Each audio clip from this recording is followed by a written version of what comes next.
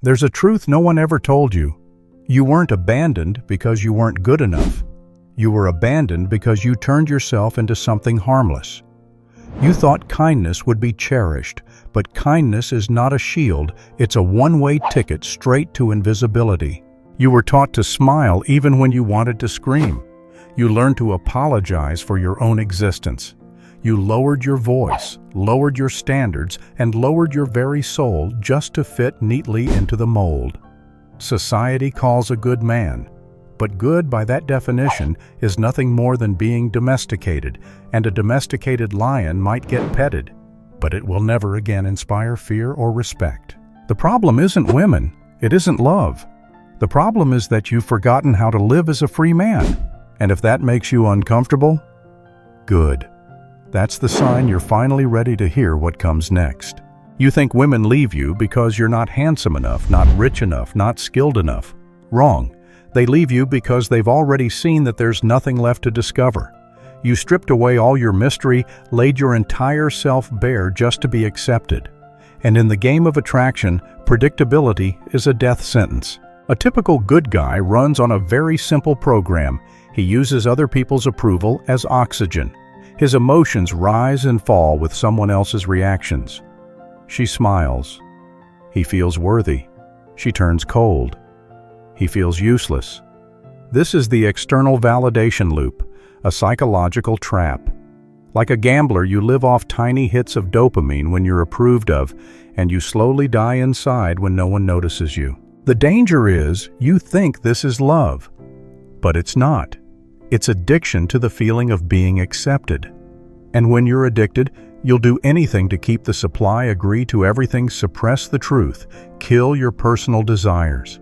You become 100% predictable, and women are biologically wired to avoid what's too safe when it comes to choosing a mate.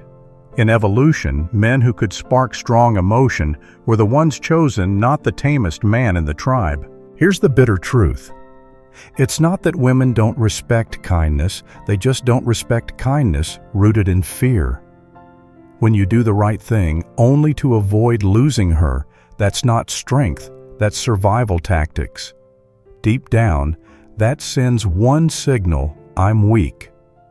I'll trade my principles to keep you here.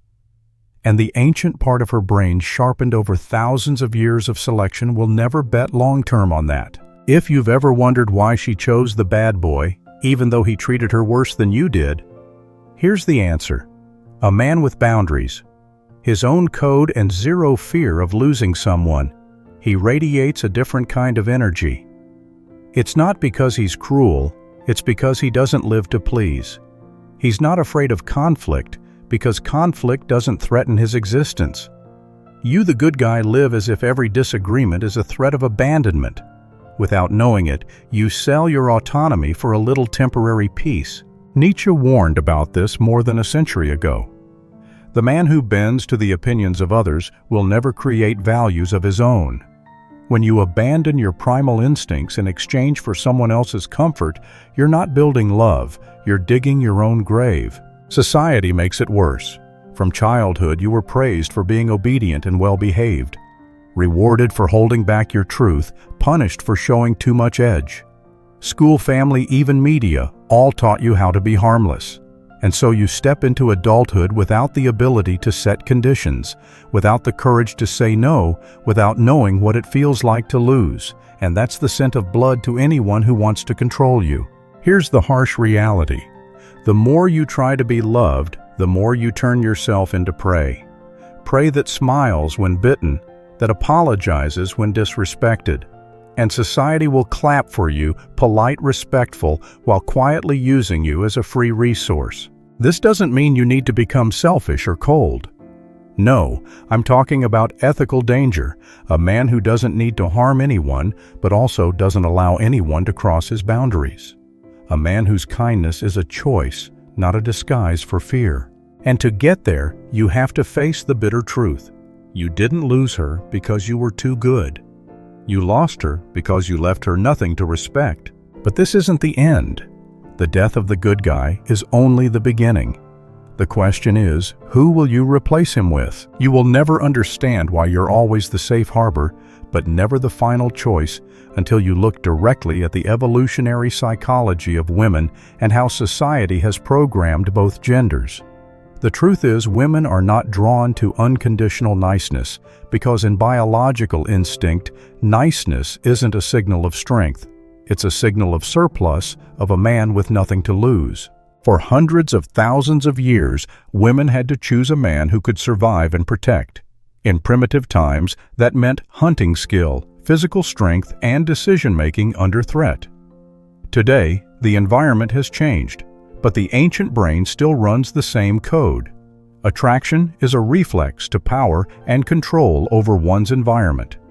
A predictable man who constantly seeks consensus sends an unspoken message: I can't even control myself, let alone the world around me. It gets worse in the modern era, where a new layer of programming is added, what Nietzsche called herd morality. You've been taught that all conflict is bad, that making someone uncomfortable is wrong, that someone else's emotional safety matters more than your truth. You were bent into shape as a boy, and women were too taught to believe the story that a good man is the man worth choosing, while their deeper instincts pull them in the opposite direction. Here lies the paradox. Women say they want a nice guy, but their actions choose the man with self-sovereignty. Sovereignty here doesn't mean aggression. It means total self-ownership. He has boundaries, principles, and is willing to lose anyone if it protects his values. And here's where the good guy gets trapped. You listen to what they say, but you ignore what their instincts respond to. You focus on pleasing instead of becoming the man they must respect before they love. The result?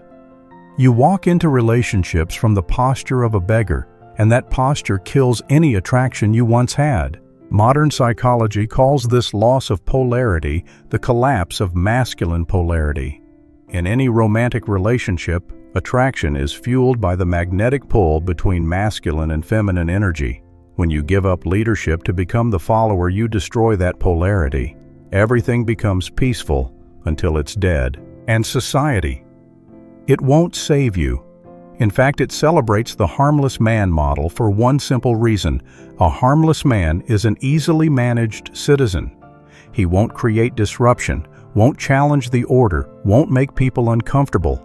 He'll pour his energy into the system until he's empty and feel proud of it because he's been labeled a good man. Nietzsche saw this trap long ago. He wrote, "You must be willing to burn yourself in your own flame. How could you rise anew if you have not first become ashes?" The question is, will you step into the fire? Because to rebuild yourself, you'll have to burn away the very parts of you that society rewards: predictability, compliance, endless compromise. Some will object, if all men were like that, society would be chaotic. Yes, and that's exactly why society doesn't want you to be that way. But remember, I'm not telling you to become chaos. I'm telling you to become the man capable of chaos and who chooses control. At the deepest level, women respond to this. They don't need you to get into fights. They don't need you to be the richest in the room. They just need to know that if the world collapses tomorrow, you won't run. And if you don't have that quality, no bouquet of flowers, no sweet words can make up for it. And this is still only half the picture.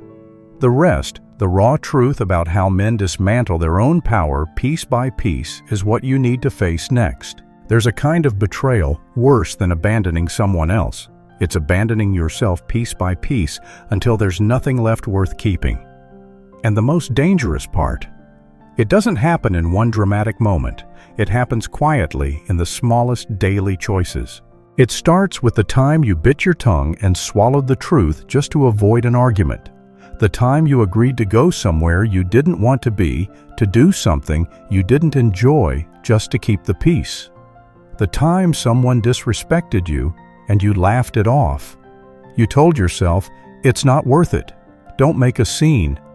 But those little not worth it moments are quietly eating your soul alive. Every time you ignore your own boundaries, you send a signal to the world. Your comfort matters more than my worth. And the world believes you. They'll treat you like a utility, useful when needed, invisible when not. Women will sense this faster than anyone else because mate selection instincts evolved to read a man's energy before he ever speaks.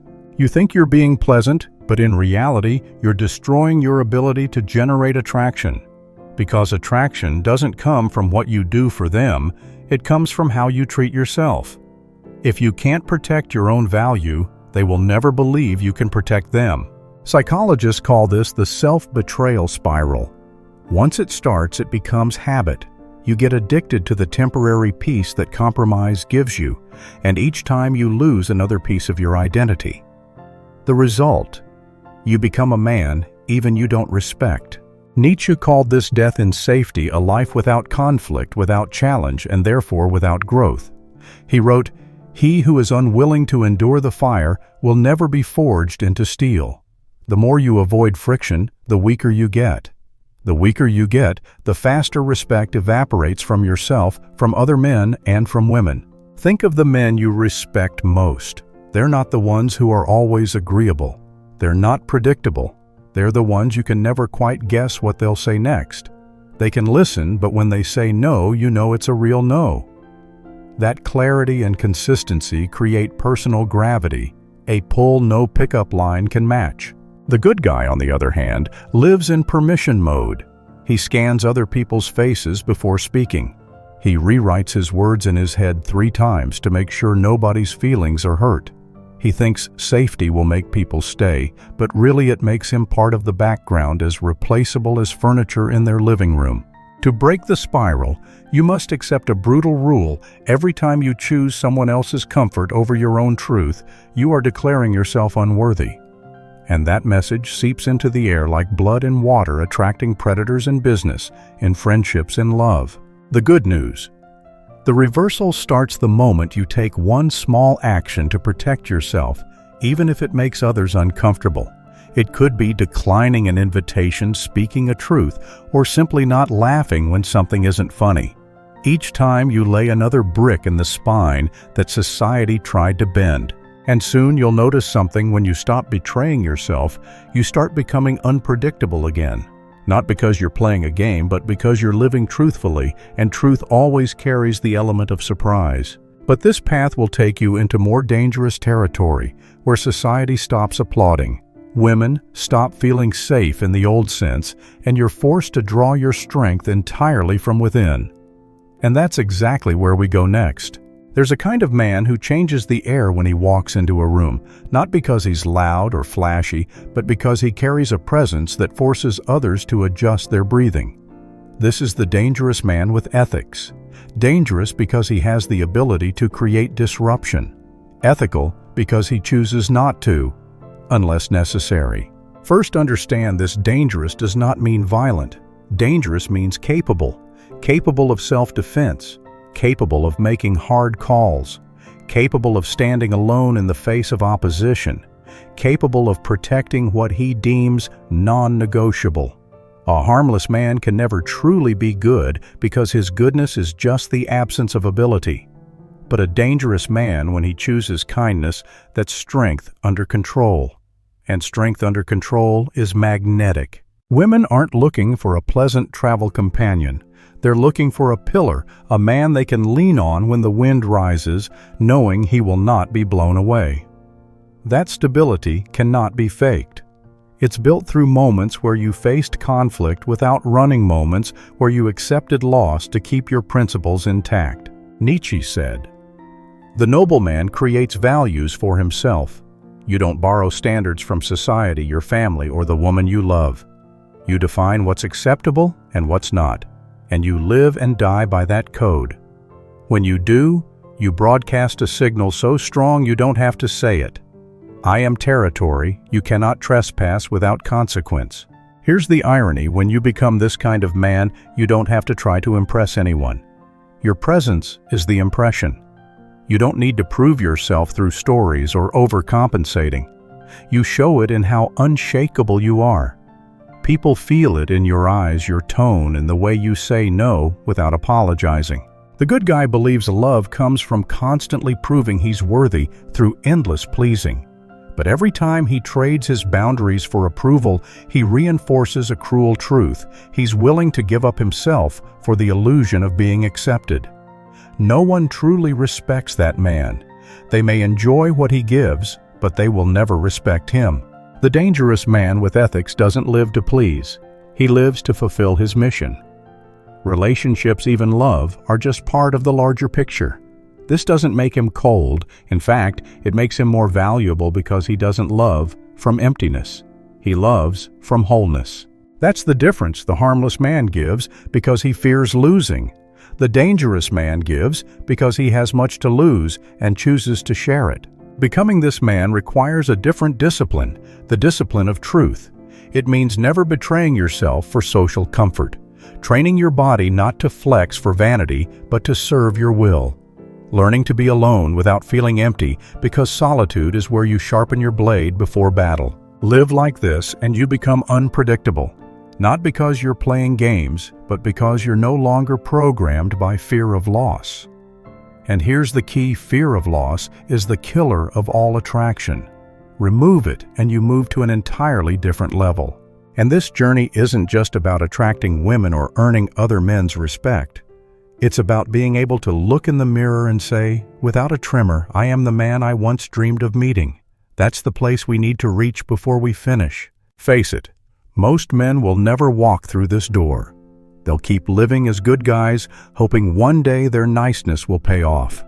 They'll grow old in silence with polite smiles and empty eyes, never once knowing what it feels like to stand fully in their power. But you don't have to be one of them.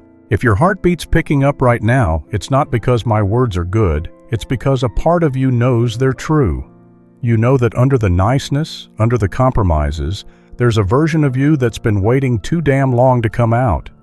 A version that doesn't live by permission. A version that doesn't need to be chosen because he chooses himself first. Nietzsche wrote, "He who has a why to live can bear almost any how." What's your why? If you don't have one yet, then you are your why. You are the greatest project, the grandest construction, the only legacy you're guaranteed to leave behind. To live like this, you will lose things. You'll lose people who liked the harmless version of you. You'll lose your seat in social circles where everyone applauds each other's mediocrity. But in return, you'll gain the things no one can buy: respect, loyalty, and a selfhood no one can strip away. If this message hit you, don't keep it to yourself. Send it to a man you know is lost. Not so he can follow this channel, but so he knows there's another path. A path for those willing to burn the mask, walk through the fire, and be reborn as the man they were meant to be. You're not here to be loved for your harmlessness. You're here to become impossible to ignore. And that journey starts right now.